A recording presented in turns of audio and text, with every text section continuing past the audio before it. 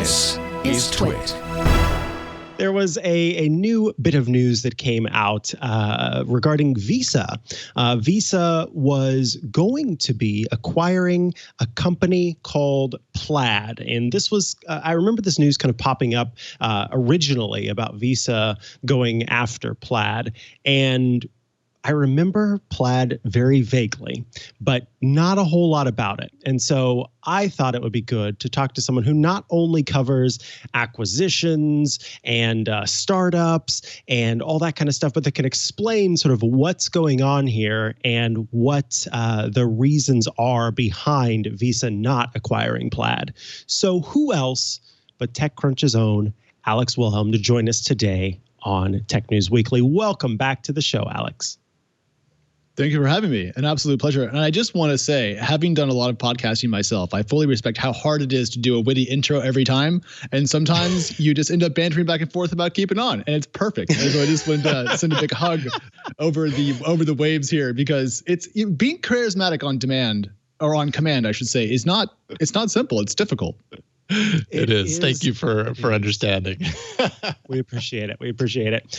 So yeah, let's break right into this. First and foremost, I think a lot of people know what Visa is, but can we talk about Plaid? What is Plaid, and why did Visa why does it make sense for Visa to have wanted to acquire this company in the first place? Yeah, so I think one thing we've all done a lot in the last couple of years is begun to use more fintech mobile applications. And, if you go back 10 and 15 years, people were saying, don't do your banking online. It might be dangerous, et cetera, et cetera. Now people expect to use Venmo on their phones. They expect to use maybe Chime on their desktop. And they just really have a lot of expectations to have access to their money in different places. And that's where Plaid comes in. Essentially, Plaid sits between you and I, kind of the end users, and financial services that we want to use. It helps link our bank accounts to those services. And so it forms kind of like a bit of the plumbing in the broader fintech boom. And when you think about that, you can kind of start to see why Visa would want to own it. Think about it this way. Visa is a payment processor, a credit company. It is accepted around the world and has really done a great job, I think, owning to some degree the old way of doing commerce. Now there's a new wave coming up, and people are using more virtual cards. They're using different types of cryptocurrencies. The world's getting more complex and more diverse. And so as the app world begins to support that, Plaid becomes more and more important. And so Visa wanted to make sure that they were going to be at the forefront of this next generation of financial technology. And so it tried to buy it. And that went medium well until it didn't. Medium well. I don't know if that's how I like my burgers, but I guess I'm curious then, because to me this on the outside kind of makes sense. I get it. You as a company can either try to sort of reach in and become part of this this new way of doing things and build this up yourself, or an easier way might be to acquire a company that already has their cables in the right pies, as it were. And so what was the reason that Visa and Plaid ended up not going forward? What was the problem here? I think there were a couple of problems. One was the price didn't make a lot of sense 1 year down the road. So this deal was announced really almost a year ago today, early mid-January 2020. And at that point, $5.3 billion for what Plaid was seemed pretty good. If you were a Plaid investor, it's a great exit. It's a big multiple on previous valuations. You're pretty happy. Then during 2020, COVID happens. People turn increasingly to fintech. There's a savings and investing boom with Robinhood blowing up, et cetera, et cetera, et cetera. And so what you end up with at the start of 2021 is probably, the general presumption is, a much larger Plaid that's worth a lot more money. And suddenly that old valuation from January 2020 looks a little bit stale. The other thing that happened was the Department of Justice sued to block it. I think that was in November. So we've seen antitrust in America, after years of dormancy, discover that it does actually have teeth. And so between the length of the required time to get the deal done, the price getting a little bit stale, and the DOJ stepping in, that was pretty much enough to put a nail in this coffin. Yeah. So this is what's fascinating to me, because this did end up causing them to stop, kind of like what you talked about there. There were teeth there that we did not necessarily expect. But it does make me wonder, because there have been, a number of deals with scrutiny. Was it Sprint and T-Mobile joining together as one example, and that went through. Apple acquires companies all the time. Google acquires companies all the time. Google and Fitbit today. Yeah, Google and Fitbit. Yeah, that's a perfect example, Jason. So what makes this, do you feel, I guess, was it more about the concern there that the government had, or really was it more about the valuation and the staleness of that valuation? I mean, it's a little bit hard to pull apart from this perspective because we just weren't in the rooms. So I would say I agree those two reasons don't deserve equal weight. But your example about other bits of M&A that have gone through that were either uncontested or allowed to eventually happen. The examples sound good, but maybe they shouldn't have been allowed to happen. And so maybe what we're seeing here is a reversion to the correct line of thinking. This, of course, depends on your governing philosophy and how you think about capitalism and rules and so forth. But it's very possible that the Plaid block could be correct and the Sprint T-Mobile deal letting it happen was incorrect. That's, if you ask my personal view, that's what I think. What we're trying to avoid is so much concentration in different parts of the economy that single companies gain either monopoly power or something close to it. And giving Visa Plaid, given how important it has become, by my understanding, to the fintech world, might create a company that's a bit too strong. Now, for startup investors who want to sell their startups to large companies with lots of cash, that can be a little bit dispiriting in some cases. But I don't think in this case it was the wrong regulatory choice, again, from my own personal political standpoint. So then, what is next for Plaid? I mean, obviously you've got the investors who are really probably crossing their fingers waiting for that big payday, and that's not going to happen. Is Plaid more likely to look for another merger opportunity? Are they going to go public on their own? If you had to guess anyways, so looking at it now, what do you think?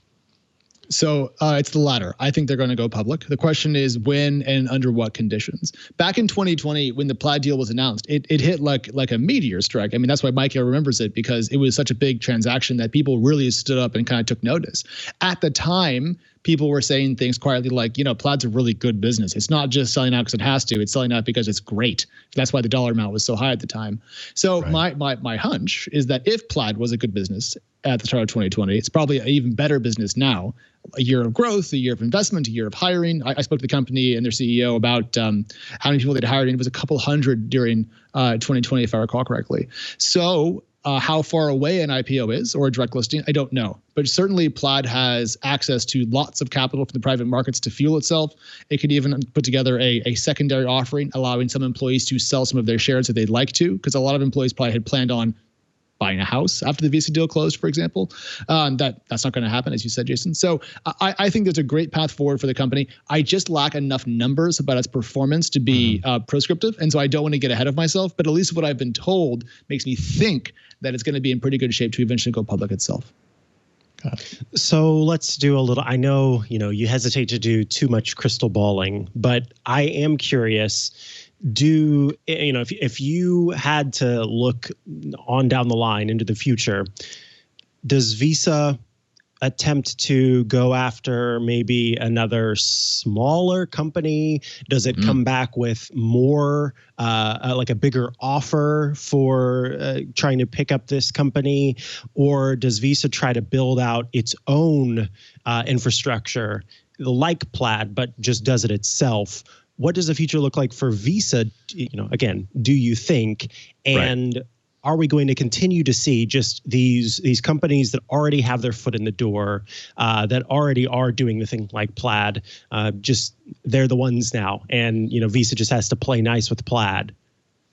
Well, It's a couple of really good questions. So let me do my best. When it comes to Visa, keep in mind that Visa and MasterCard, if I recall correctly, are both investors in Plaid. So they've already made bets on this company's success, and that happened before Visa tried to buy it. So they were already hedging their future by buying a chunk of Plaid shares to ensure that they had exposure to that company's success, or at least maybe information about how it was doing. So one possibility is we could see Visa double down on that, put more money into Plaid in future rounds, maybe even lead the next round. That would not cause regulatory issues. It would still be a minority shareholder. So if Visa really wanted to put more capital into it, there's probably a way forward. And they have a lot of relationships now, which if they didn't go south, should be just fine to use in that situation. I don't see Visa trying to build out what Plaid does. I don't think it has the internal muscles for it. Startups are tough. It's very hard to do startups inside of big companies.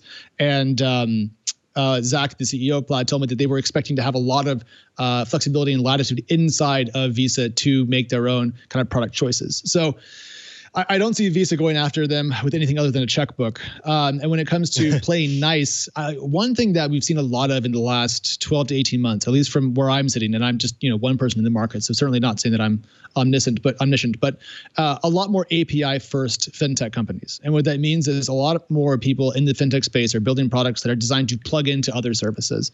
And so I think that is the future that you were talking about, Mikah. I'm not exactly sure if it's going to be Plaid versus everybody or more of a split pot, but I think we have kind of seen where the direction of this product line is going, fintech broadly, and Plaid certainly fits, I think, at the forefront of that. So my last question for you is this: because it seems less, again, like it was just the fact that the government stepped in here and, about multiple reasons. But given that, Visa ended up stepping back from this, Plaid ended up stepping back from this, it, in the beginning at least, had me going, okay, this is interesting. Is this new in terms of regulatory action? And are we going to see now more attention paid to these types of deals, or is it? Can we tie this to some sort of trend, or do we just think that this one just happened to work? This one just happened to go through? Yeah. I mean, forget a crystal ball. What we need is a Palantir, because what's coming up is a change in administration. And so we're sitting here right now in the very last couple of days of the Trump administration, looking at this all through the lens of the administration that's been in power for 4 years here in America. Once you flip the switch and you fill it full of Biden's people, and Kamala's people, I mean, it could be different. The posture could change, the attitude could change. Speaking freely because, I like this one, like you guys, I don't particularly see the Biden administration being overly antagonistic towards business. I think they're relatively moderate in that regard.